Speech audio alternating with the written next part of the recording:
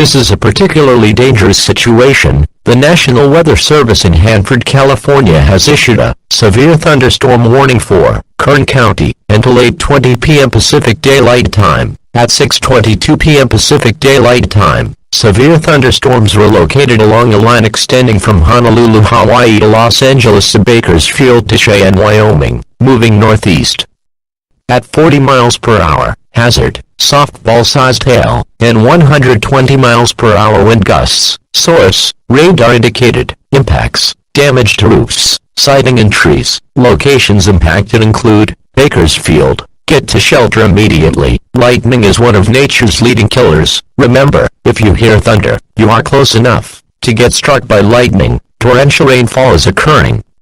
With these storms, and may lead to flash flooding, do not drive into areas where the water covers the road. Remain alert for a possible tornado. Tornadoes can develop quickly from severe thunderstorms. Although a tornado is not immediately likely, it is best to move to an interior room on the lowest part of a building. Repeating, a severe thunderstorm warning has been issued until 8:21 p.m. Pacific Daylight Time for the following county: Kern County, California.